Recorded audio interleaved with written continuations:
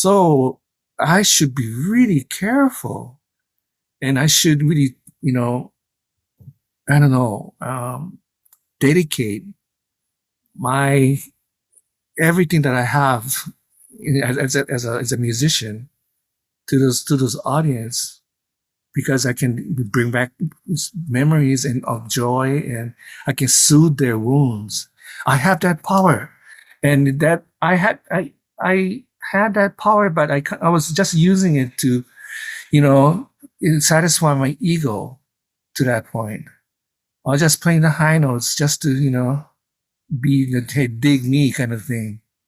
So that was a revelation in my career that I met that old man, and that kind of opened up a whole new gateways to becoming a more of a responsible musician, because you're taking away 2 hours of their precious lifetime to come to see you play, to hear you play. I should give them my, the best of my life, the 2 hours for them, so.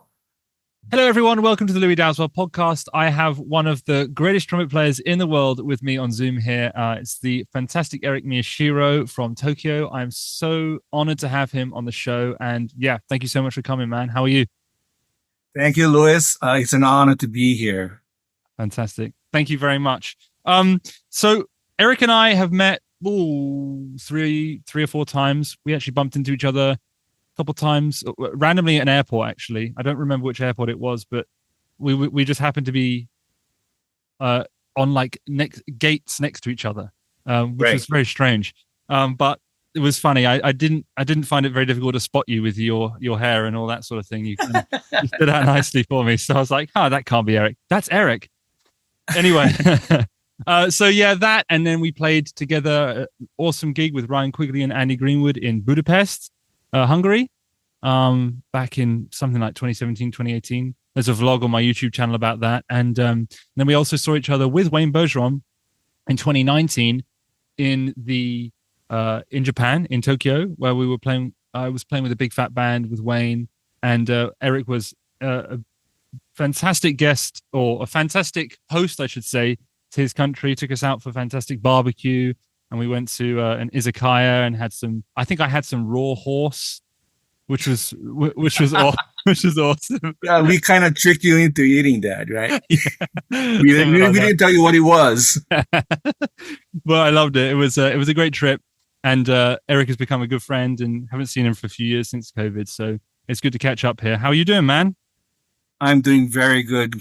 I just saw Wayne about a month ago here in Tokyo at the Blue Note Tokyo. Yeah. Because the big fat band was here. They did 5 nights, but unfortunately, as you know, Gordon is a little sick. Yes. So Wayne was fronting the band. He was a band leader, man. Yeah. So he was leading the band from the trumpet section. It's cool, man. Did you watch the gig? Huh? Did you go check out the gig? Did you watch it?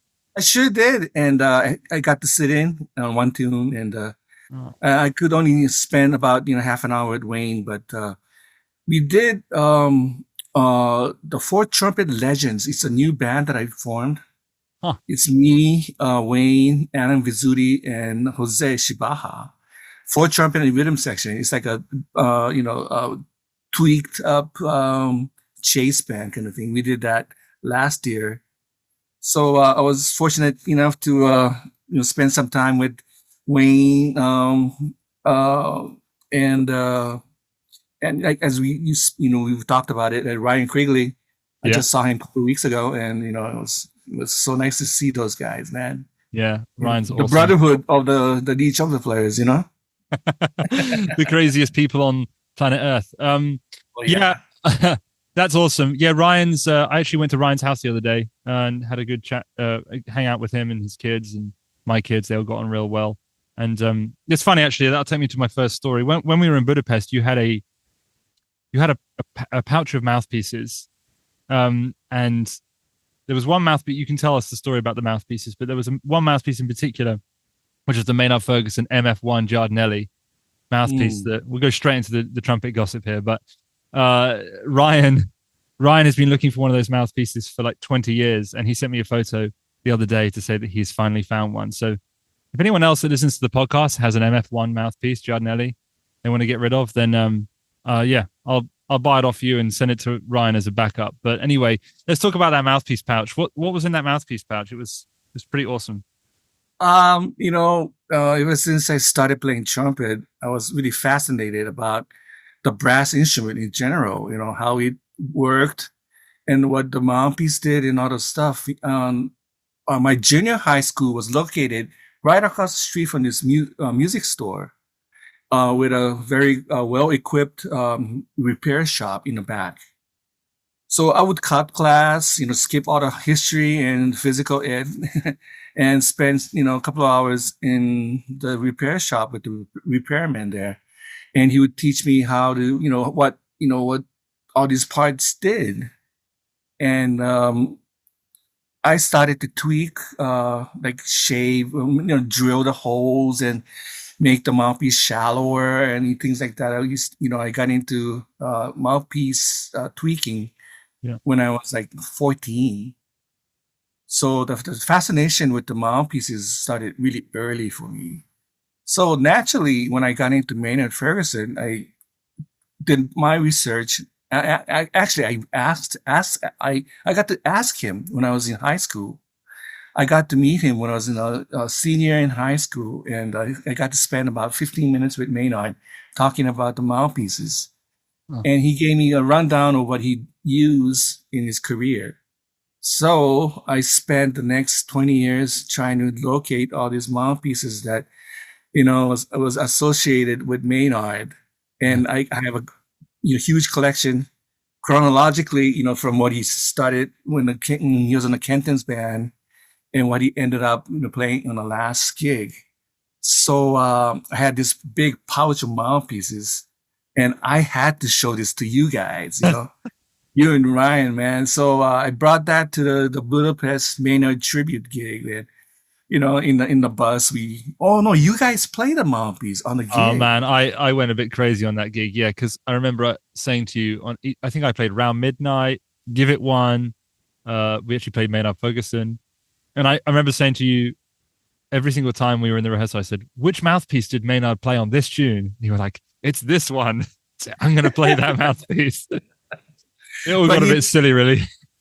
But watching you guys play all my mouthpieces on the gig, kind of reassured me my theory was right, which is it's not the equipment, it's the player. Because you guys sounded like Louis sounded like Louis on any mouthpieces. Yeah. Maybe he had a difficulty, or maybe he had a little more edge on the brighter sound, or things like that. But you basically, your natural voice doesn't change with changing the mouthpieces or the horn. No. So, right there, then I said, yeah, well, I was right. It's not the mouthpiece. But anyway, I still have a collection of mouthpieces here, about like 500 mouthpieces staring at me right here on a little, stack of brass mouthpieces. But if you had to play one of Maynard's ones, which one would you play? The only mouthpiece that I can play is his Monette mouthpieces. Interesting. That's the only mouthpiece of Maynard that I could play. The rest of the mouthpieces had very soft inner bite, almost non-existent, right? And like a really deep V-shape, concave shaped mouthpieces, which is really strange. Yeah. So I asked Maynard, how can you play on this? And he said that, with the things that I have to play every night, I have to really protect myself, from getting cut and bruised. So he said that his inner rim got softer and softer. And by, 1970 or the 80s, the inner bite was non-existent on his mouthpieces. Like a sort of French horny, not quite the same, but just it's like a shallow flugel mouthpiece. Yeah, and with no bite. It's like a funnel shaped, like really concave curvature.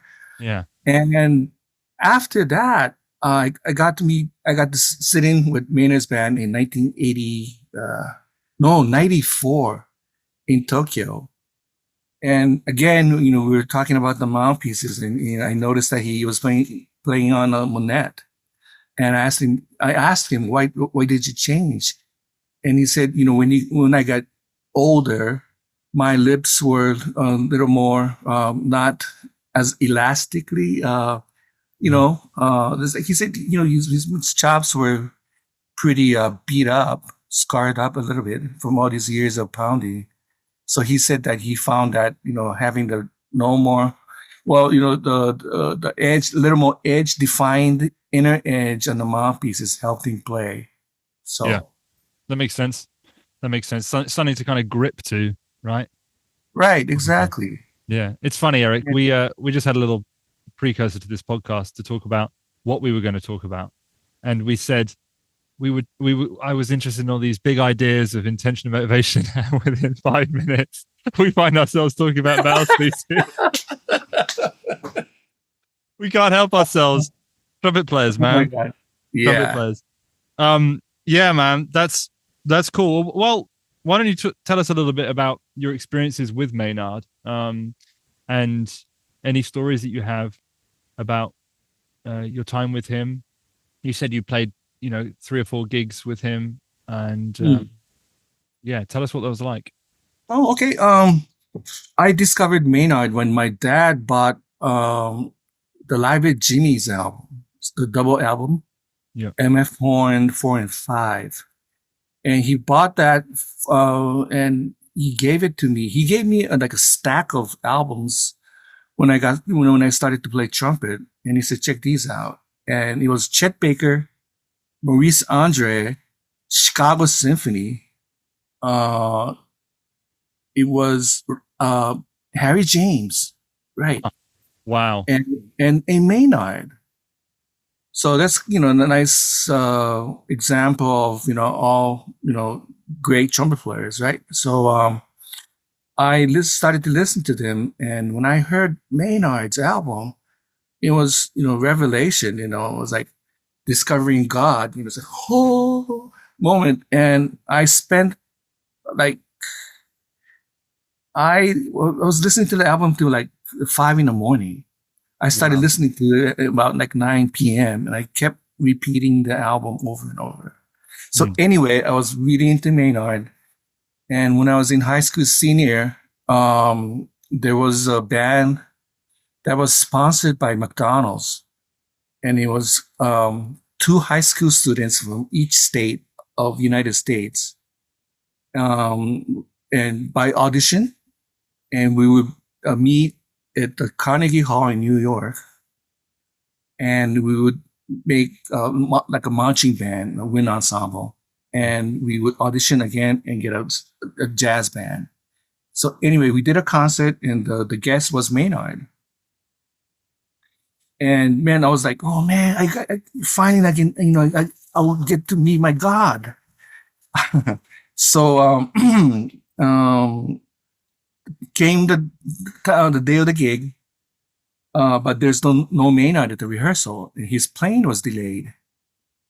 So we were doing the sound check and the rehearsal, and the band director of the big band asked me if I wanted to cover Maynard's part just for the rehearsal, and I was like, shit, yeah, I want to play his part. So I did. And, 2-3 tunes passed, and I was like, hamming it up. It's like, man, this is so great, man. I'm playing Maynard's part. Oh, shit.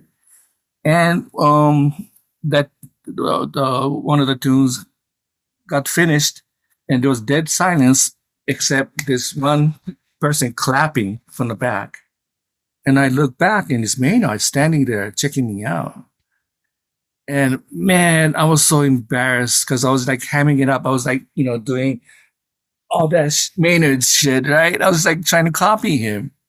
And I was doing all those, and, those Maynard-ish kiss-offs and all that, fancy acting kind of thing. And, there was Maynard checking me out. So I ran off the stage like a schoolgirl, I was so embarrassed.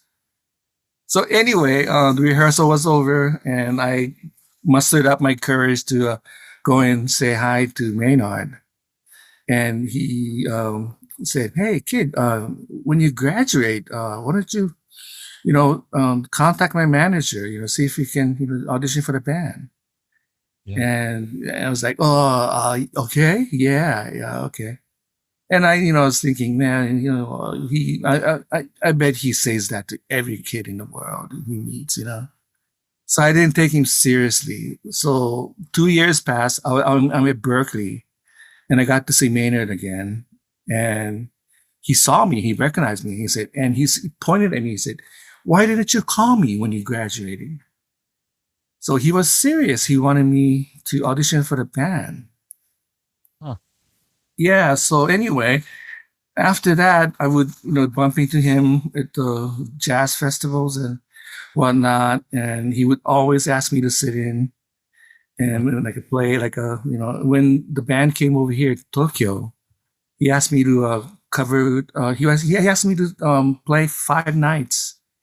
He said, "Yeah, why don't you just come and play that third book?" They only had 2 trumpets at the time, but he asked the manager to get the third book out and let Eric play. So, wow.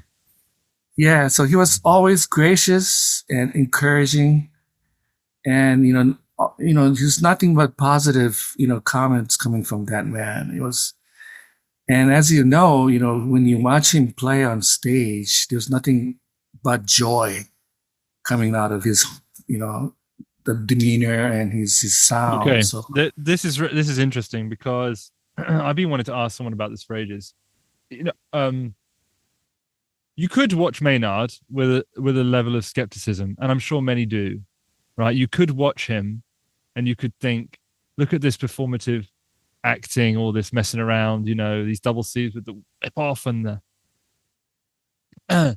and you could think that he's putting it on for, some marketing reason, or maybe you're getting the gist of what I'm saying.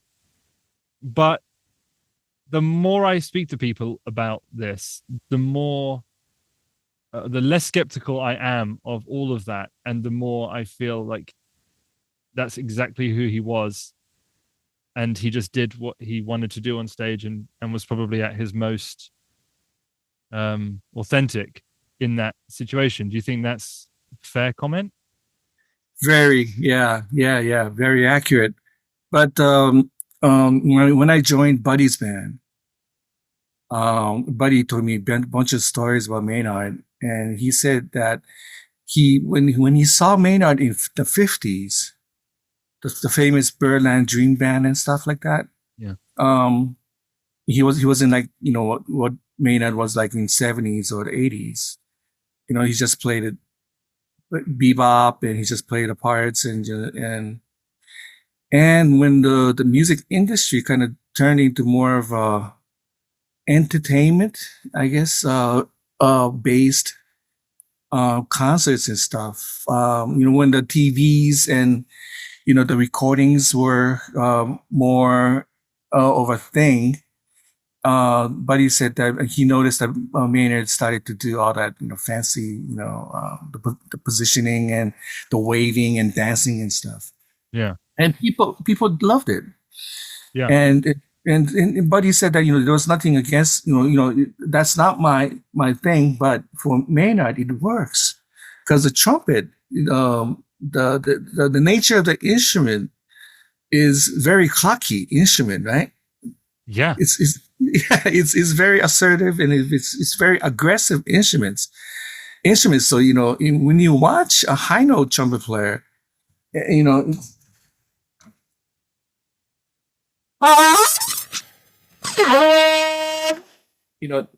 just straight face, no movements, rather than yeah. I mean, just the high Fs, would sound like double high C, to a lot of people, because of his not acting, but his performance, I guess. Mm. So that's what Buddy said. Buddy said that Maynard wasn't like that when he was in the 50s or the 60s. I wonder. But, Well, we'll probably never know the answer to this question, but we can think about it for a moment. But and I find this interesting when I'm on stage and I'm jumping around like a headless chicken, which sometimes I do when I'm out the front of my band. That is actually how I'm feeling. And I had a Q&A with Adam Rappa inside my Trumpet Academy recently, and one of the questions spurred on Adam talking a bit about when he was in Blast, he was able to be 110% of who he was because the show allowed for that sort of exuberant personality to come through. And he said when he moved to Europe, interestingly enough, he actually found that he had to shrink some of that 110% down because the audiences and maybe even the bands weren't able to like kind of deal with that sort of level of expression. And the reason I'm mentioning that is that it really got me thinking about what is authentic on stage. And when we're dealing with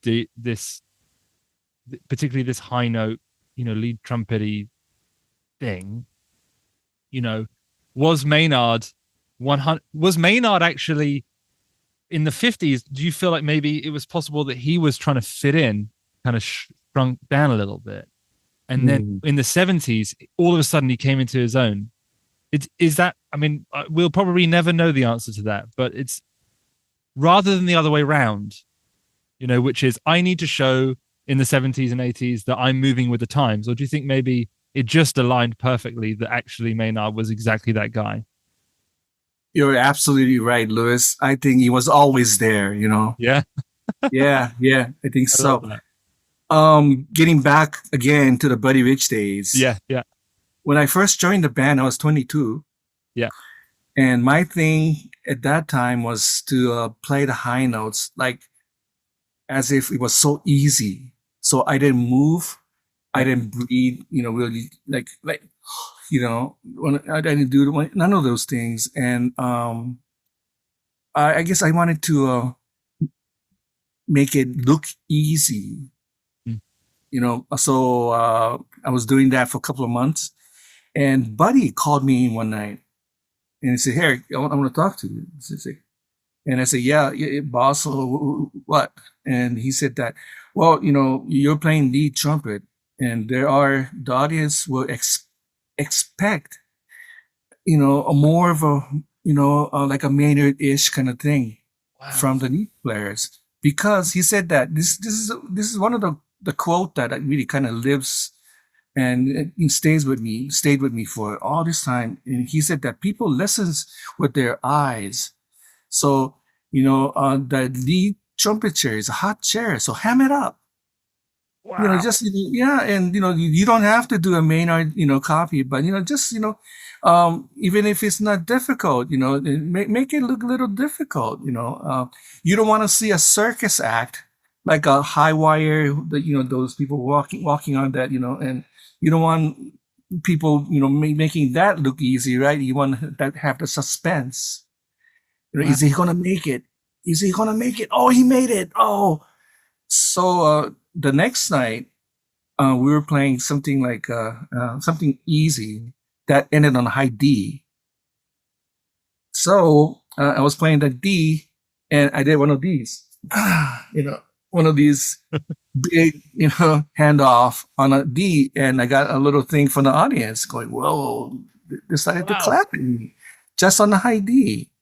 So, oh man, wow, okay. So I started to sort of, be aware that people are watching me play as well as they're listening to me. So when you're on the stage, you have to be sort of a not really an actor, but you have to be an entertainer. Yeah. That's part of the show that you have to remember and to, entertain the people. Yeah, it has to feel. I mean, it is a risky thing to do anyway, right? What we do on stage, very much so. And I've had ups and downs with that myself, but I think I think you're absolutely right. I think if it's sort of spiritually dead on there, then people are not going to feel attracted to that the music as well, right? Like it has to Yeah. be a whole connection thing.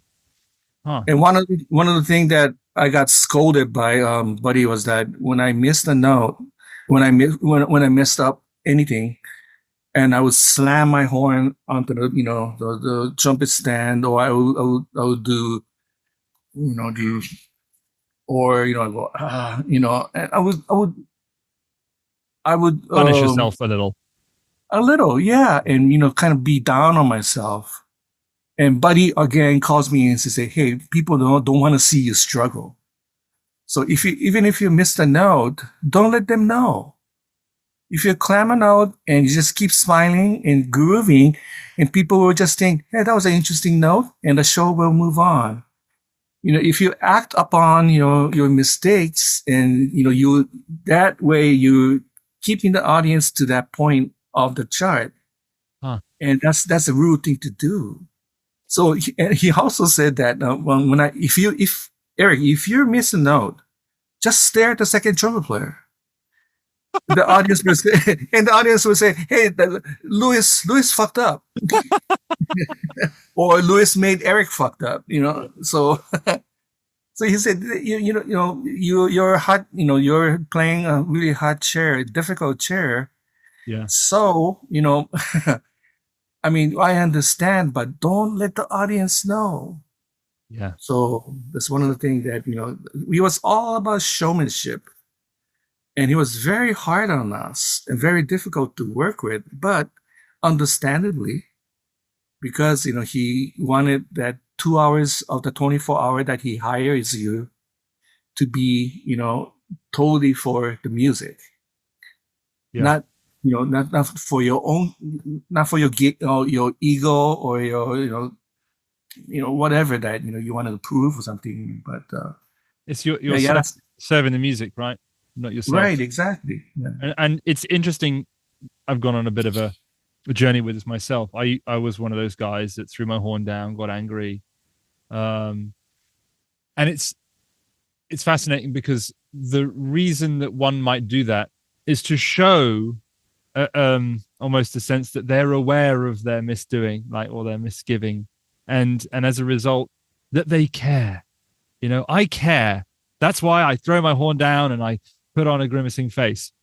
But the problem is that you make it all about you, and you actually play worse after doing that, because you start to kind of habitually make this a pattern, and then when that becomes a pattern, every time you miss a note, and you will always miss a note in a gig, it's just guaranteed, unless you're playing one tune and it's very easy, there's always something that you can play better. So the resolution that you're willing to look at the mistake at, we could say that even the most perfectly played note wasn't quite perfect, right? And you can always make it about you. So I think that's an amazing piece of advice. And I think people should definitely take that on board. And I should have learned that a little earlier. It's hard as well. There is a flip side to it, which is not caring enough about the mistake will also not necessarily make you play better, because you have to be aware of what you're not doing. But then it takes a level of maturity, I think, to be aware of it, process it in the moment, and then deal with it when it doesn't affect everybody else. Maybe that's probably the best way. Exactly. Yeah, man, that's really interesting. So we'll probably end up touching on Buddy, and Maynard more as we carry on. But who, I don't think I've ever asked you this. Let's put Maynard aside for a moment. Like, who are your biggest trumpet heroes outside of Maynard? There are so many. When I started to play, I was playing in, of course, the school band, the wind band, and I was playing in a big band, and I was playing in a marching band, and I was playing in a symphony orchestra, like a little kid youth orchestra kind of thing. So everything was going at the same time. There was no genre that I was like focusing on. So for each genre, I had like heroes. So of course, Clifford, Clock Terry, Bud Herseth, Phil Yeah. Smith, yeah, Maynard Chase, Doc, of course, and man, Mick Gillette from Tower Power. Yeah. Oh, Yeah. yeah, Tower used to come every year and do like a 10 days at one of the Waikiki's hotel. And I would sneak out of my school and I would just go and try to catch their sound check and rehearsals. Wow. And they kind of caught me. So Mick asked me, "Hey kid, what are you doing?" So he said, "I'm a big fan of show players." I said, "Okay, you want to catch a show tonight?" "Yeah, shit, yeah." So he got me into like every night, every show, and I would just sit on the side of the stage and watch these guys do their thing. So that was one of my biggest heroes was Mick Gillette. Wow. Yeah. Brilliant. Did you ever meet And Bill? of course, sorry. Did Oh, you ever, sorry. And oh, no. go ahead. I was going to ask, did you ever meet Bill Chase? No. Yeah. Yeah, he died in '74, and that's when I started to play. So Yeah. Sad times. yeah, but I got to do a bunch of Chase tribute kind of thing, alumni band gigs, and I got to play with the original trumpet section. Huh. And the original band for about 4 gigs. And, they told me all these stories and gave me all these musics. And man, that was one of my, dream come true kind of gig. But also it was kind of a humbling experience to, play that book. And now having it done it, and I have a newfound respect for what Chase did. He kind of branched off of Maynard stuff, but went into a little bit of a different directions. He played all the lead and he played all the solos. And Maynard just played the solo part, so there was a little bit of a difference there. So that's one of my heroes. And of course, I forgot to mention Jerry Hay. Yeah. Yeah, Jerry was in Hawaii when I was in high school. Oh, okay. This is a great conversation. So yeah, wow. He back in the '70s, a lot of the hotels in Waikiki used to carry a house band. So guys like Gary Grant, Chuck Finley, and Johnny Madrid. Oh my God! Yeah, what a yeah. plan. So all these monsters would be hanging out and playing at the musicians union during the day to sort of just to they had a rehearsal band. So I would go and catch those guys play, and I would go to the university that Jerry Hay was going to, and he'll be practicing in the one of the practice rooms, and always there had like 10 guys outside of the practice room listening to Jerry play. It was one of the most amazing things I ever heard in my life. Jerry Hay playing Arvin. Oh my God. He was scary. Yeah. And he would be playing, he would be practicing for like 5 hours. And he'd do a gig after that. So anyway, yeah, hearing and meeting Jerry was one of my biggest, influence. Did you so you went to school in Hawaii? You were born there. You went to school there. When did you leave Hawaii? When I graduated from high school, I spent about a year and a half. I got the Maynard Ferguson scholarship from Berkeley. Huh. Yeah. That's cool.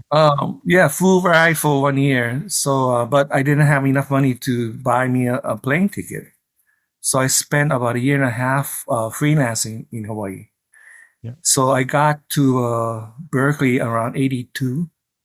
Yeah. So 82, 83, and I joined Buddy's band in 84. Wow. And then you did, after Buddy's band, you played with Woody Herman. That's right. Yeah, Woody Herman. Greg Gisbert was my roommate during Buddy Rich days. Wow. And when Buddy died, Greg went to Woody's band. And about 4 months after that, Greg calls me and he said that Roger Ingram was, thinking about leaving. You want to, take over the chair. Mm. And I said, shit, yeah. But my man, imagine taking over Roger's chair, Yeah. and that was a little bit of a scary thing. But Greg, got me into Woody's band, and I did that for about a year and a half, I think. Yeah. Wow. Amazing. And then, so after this touring, did you spend any time in the US as a freelancer, or did you settle anywhere, or did you just go straight to Tokyo after that? No, you know what? Well, check this out. I joined Buddy's band, right? And 2.5 years passed. Buddy dies, right? I got on Woody's band after that. 2 weeks later, Woody dies. 2 weeks. Okay. Yeah, 2 weeks later, joining Woody's band. Woody wasn't on the band when I joined the band. He was already sick. Right. Okay. Yeah. He was in the hospital. But anyway, 2 weeks passed and Woody dies. And I got on Mel Lewis's band after that. And Mel dies about 2 months later. Now, this is in 90s. I see Maynard. Maynard sees me and he says, Eric, stay away from me. You know your reputation. You're killing band leaders. Oh, man. Yeah, Wow. but anyway. That's brilliant. Did you spend time in New York then? No, my big plan was like Wayne, become a studio player. Huh. So when I left the road, I was thinking about, well, maybe I should take a vacation because the road gigs were really wearing me out. So my she's from Tokyo. My dad is from Lubbock, Texas. So I had a relatives here in Tokyo. So my mom told me that, hey, you're part of you are you're Japanese, half Japanese anyway. So your history is in Tokyo. So why don't you spend some time there, and see what's it like? And I said, okay, I'll just take a couple of months off and go to Tokyo. So I called my grandma in Tokyo and said, hey, can I stay for a couple of months? And she said, yeah. So I did. And when I got to Tokyo, a lot of the musicians here recognized me from Buddy's videos that we've done. So they started to call me for gigs. And before I knew it, I was working every day doing studio gigs. Wow. So I said, well, maybe I'll stay for another year. Well, maybe another year. And, that's like 35 years later. I'm still here. But my big plan was to, go to New York or LA and become a studio player. That was my big plan at that time. Yeah. Wow.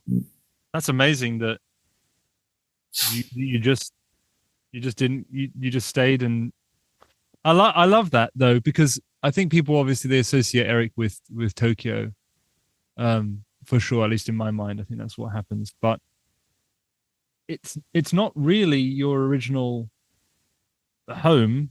It's more like, if I was going to move somewhere, it's almost even, I know you're half Japanese, of course, but it was actually a move for you. It wasn't like you came from there and then went to America and then came back. Like you, almost like anyone could have done that. But yeah, that's cool. What do you think is different about the Tokyo scene to LA or New York or something like that? I mean, personally, I loved being in Tokyo. I'd live there in a heartbeat. It was amazing. Well, the people in Tokyo, people in Japan, they love music, and the government really supportive of the music ed and the culture, arts and stuff. So in Tokyo, the last count we have 11 professional orchestras. 11. And there are 3 professional big bands, and there are 2 professional wind ensembles. and we have 58 jazz clubs. 58? Yeah, small and big. But so, that just tells you that people love music. And when I got here, there was a very the beginning of the collapse of the U.S. music scene, right? Everything was kind of shrinking down. I've kind of noticed that. So I kind of predicted, the U.S. soon going to be really, really in a bad shape. So I kind of, I made a decision to stay here and see what I can do. I kind of regret it in a way because if I would have stayed in LA, maybe I would have been sitting next to Wayne and doing all these great film scores and stuff and having a great career at the same time. But I would have lost a chance to become my like a own band leader and become my own sort of. I'm not bragging, but I have like a sort of a soloist career here, which if have I decided to stay in the U.S. probably never happened because being in the back seat, the back row of the trumpet section was so comfortable. I probably have never left it there. But when I got here, people started to ask me to do guest spots and get a band together and plan a show or plan a jazz festival and things like that. So now, that's all I do. I don't do studio dates, do like a section work now. So who knew, and at that time, I never would have imagined. I hated being, standing in front of the band. Right. Let alone he's talking to the audience or introducing the tunes and stuff like that. And I was a little shy about that. So I kind of was forced into doing it. And now, it's my newfound love is to be, in the front of the show, guiding the audience and telling them about, the story about this song and this tune is, so. That's amazing. I'm interested because this story helps me a lot. I became a professional trumpet player at 17 or 18 years old, pretty young. And I started touring at 19, just like my second year at college. And I always loved playing in the band. Always loved playing in the section. And I always talked of it as though it was being a tradesman and then being an artist. When you're a sideman, you're sort of doing a job. Obviously, it's music, so it's still creative, but you're facilitating a vision that is bigger than yourself, and or facilitating a vision that is greater than just you as a player. So, and likewise, I think I told myself a lot, oh yeah, you love playing in the sections, you love doing this. And it made me feel like, oh, that way I don't have to go off and do the solo thing because that's scary. Like there's actually quite a lot of a fear associated with having to actually get up and do that. And especially you're right, a shrinking industry, if you could say that, or a changing industry, maybe is a better way of putting it. So to hear you make that transition and it end up being your baby, not the other way around, it's quite inspiring for me. And hopefully it inspires some of the listeners to also consider the position that they're in. Is it too comfortable? Because if it is, then it's difficult to grow from there, I think. So thank you for sharing that. Louis, when I started to play trumpet, I could, I guess, I could play higher than the other kids, right? Yeah. So there was my, that was the only thing that, I guess, I had a rough growing up. My dad and my mom got divorced, really ugly divorce. My dad was an alcoholic. and I was no good at sports, so I was really, I was, I could only play trumpet, and I could play high notes. So finally, people are recognizing me, say, hey, so this is it. I found my new, toy, or, this is it.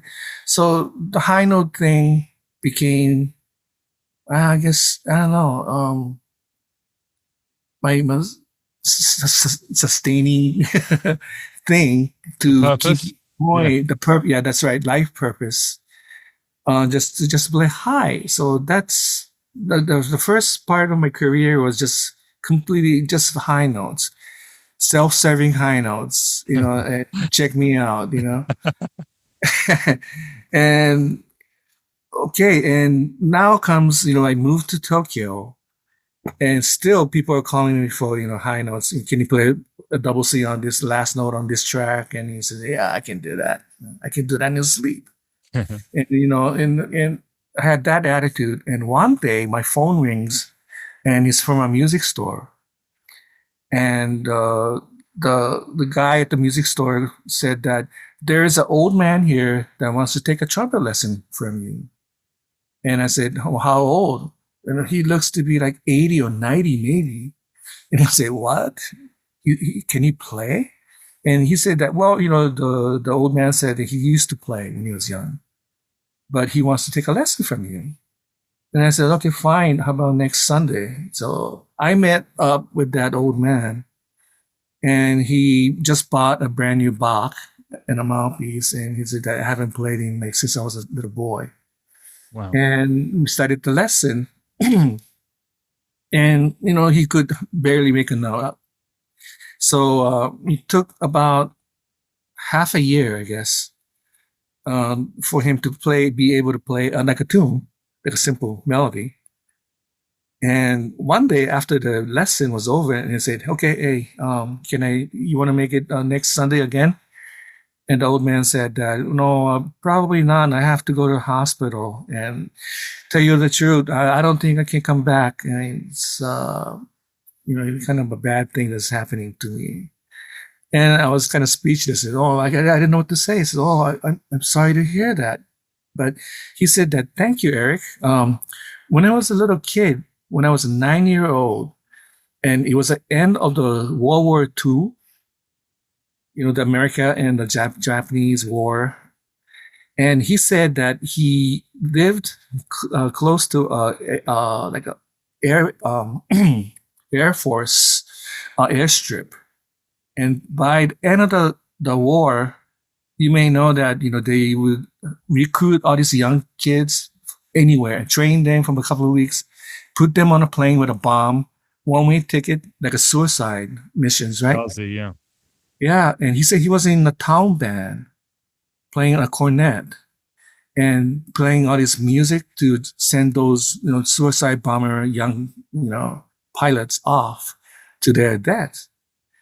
And, he said almost every day, he said he would see his neighbor's son, the corner stores, little boy, get on a plane and, and go die. And he said, after the war was over, that was kind of traumatized him, because the music kind of reminded him, wow, of that the memory and the picture of, So he said he has not listened or tried to listen to any music for the next 40 years. He said.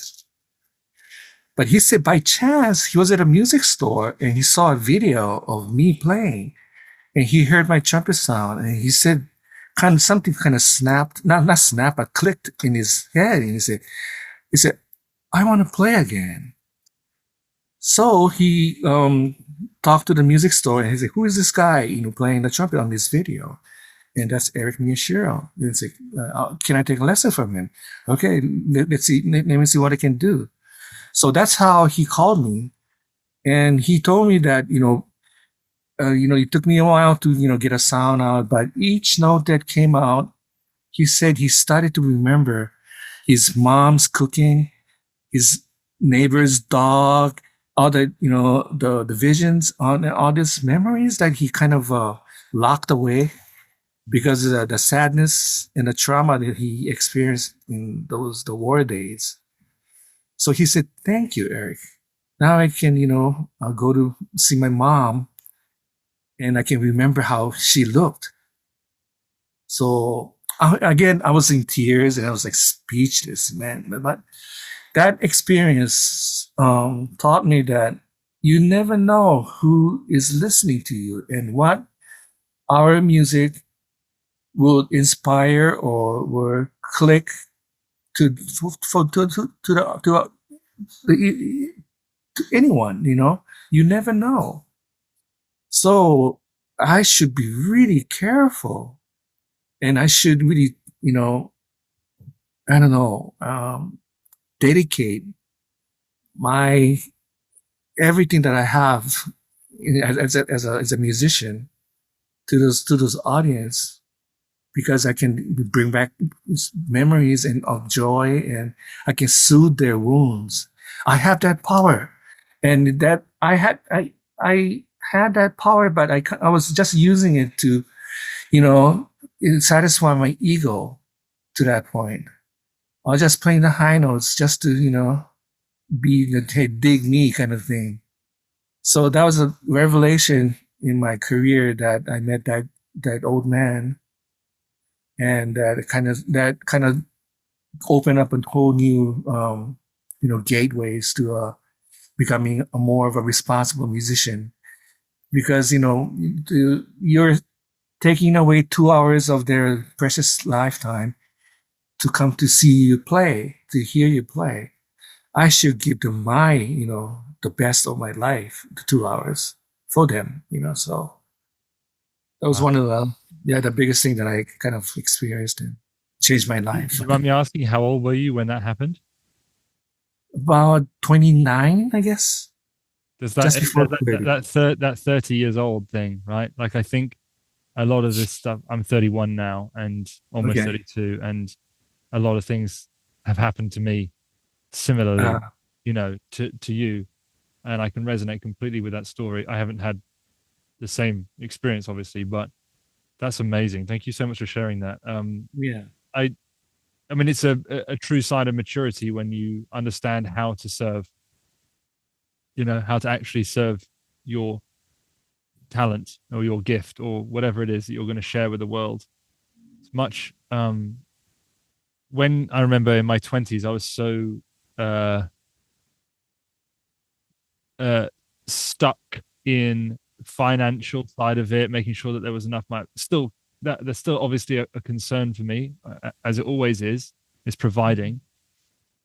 But when the trumpet becomes like a tool for money and ego, then it's not going to be sustainable, and you're not using it for the correct purpose. And I think when you figure out what the purpose is, then you're free. You're right. Like, it opens up a whole new experience. Can I ask you, after that happened, when you were 29, what expanded in your mind, and then what new opportunities came as a result of you having this new story that you were telling yourself? I started to get away from playing Maynard charts, okay, and chase charts. Of course, people would ask me to do like a tribute concerts and stuff like that. But by choice, I would not play them because I needed to find myself. What do I want to do? What is Eric Miyashiro without a high note? I mean, that's all I had in 29. Can I tell you, while you're there, I just write this down here. I was in Chicago a couple of years ago, and I was playing with Roger Ingram, and he said to me, I went to the back of the room, and he said to me, "Louis, don't get known for one note." This thing, right? Don't get known for one note, because then then that's what they'll want, and I think it's similar to what you're saying now. It's like you put it to the side. Sorry, carry on. I just thought that was interesting. No, no, no, no, no. Well, so I started to get away from playing other people's music, and I started to write, arrange, and narrate, and that's when I started to record CDs. Okay. So 5 CDs followed that, and kind of got into exploring different side of trying to explore trumpet, really, without those tricky high note gimmick kind of things. But also, I mean, you and I, like guys like Roger and Wayne, we are gifted with that ability, which many people kind of dream of, right? I don't think it's just by chance that we're given that gift, Mm. of being able to play the altissimo side, which is a very exciting part of the music. It marks climax. It marks, I guess, just excitement. Yeah. And it is a very strong emotional part of the music, the high register. But in contrast, you have to be able to play a simple melody in a low register and make people cry. That's the thing that I started to concentrate. But people wanted the high notes still. And I shouldn't be saying, no, I'm not into that anymore. So I'm not good at that. That's not, we're given that gift for a reason. But, I started to think, okay, how can I effectively use the high note with this whole package of music? Yeah. So that's when I started to experiment a lot, with the writing, arrangement, and stuff like that. So when did you start writing? What age? About 94, 92. Okay. Yes. Yeah. Amazing. Yeah, but it's not by chance that you and I and Wayne and Bobby, we all kind of met, and we still connected so strongly. Is that we all share the same thing? I think we all thought about this. Being a high note player, it's also sort of a bad spell, the curse, I guess. Definitely can be that way. Yeah. Yeah, because we have to be. People expect you to do it. But at the same time, I needed to, try to find something that deep in me that wanted to come out. The high note part was like a little Eric wanted to be noticed by, neglected, like a neglected kid. I was neglected as a child. My mom and my dad was kind of, not really good parents at that time. So it's like, notice me. It's one of those, Well, you also get the chance to practice a lot when you need to distract yourself from, a dysfunctional house. Yes. It's that can be a way that, I sort of think sometimes when people who have had some of the biggest struggles, they've had to overcome them, and as a result, like they come through with some of these wacky skills, right? Because they've distracted themselves. And nowadays, unfortunately, it tends to kind of manifest in video games and whatnot. But back in the day, if you liked playing trumpet, but you didn't like being, at home, then maybe you just play trumpet all day. And if you do that, you get really good at it. All of us have gone through periods of time of intense practice. I think that would be fair to say. And some happened younger, some happened older. It sounds to me like that's when you kind of got it together. When if you could put a time on it, like when did things click for you? Was it in high school or was it after high school? Like when did you feel like this is I'm gonna be okay. I'm gonna be good enough to do this. Like when can you remember? You know, never. I'm still kind of wondering, Yeah. if it's working or not. I'm still searching, Louis. Yeah. I'm still in fear Yeah. every day, but that fear kind of, keeps me going. Yeah. Keeps me practicing. So I guess it's good Yeah. to be afraid of losing this because it's so much fun. Yeah. Like you said that, you kind of thought about quitting a Yeah. couple of times. Same here. I thought about quitting so many times, but staying away from the horn didn't help me at all.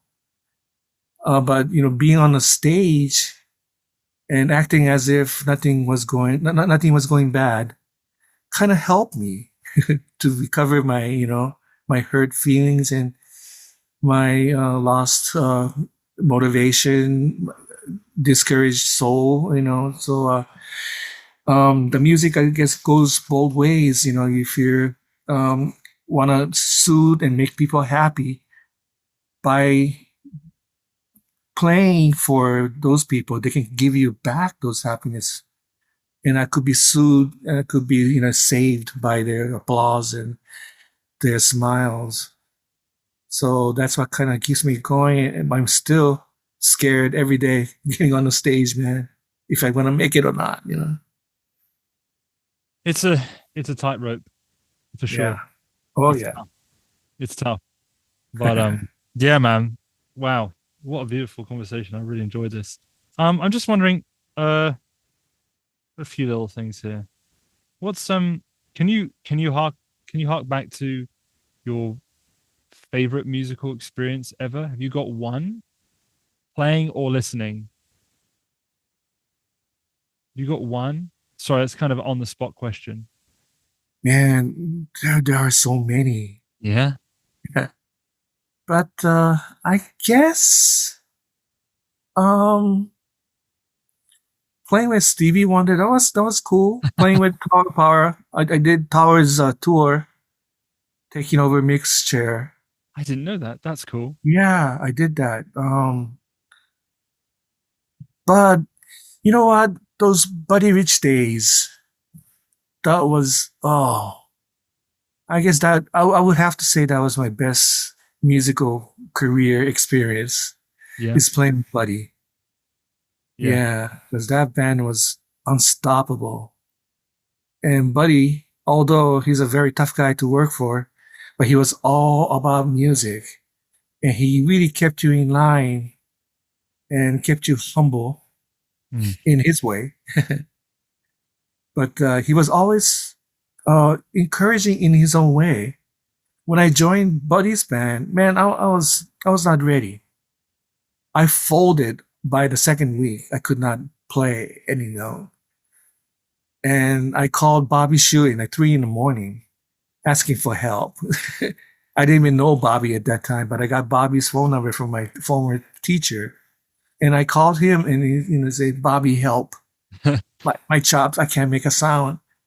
And he guided me for like an hour and a half on the telephone at 3 a.m.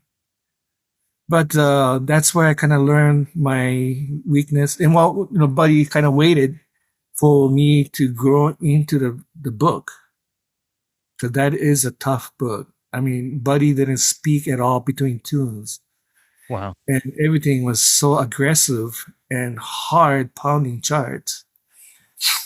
So, I was tearing up my chops every night. But he kind of waited for me to grow into the music, the book.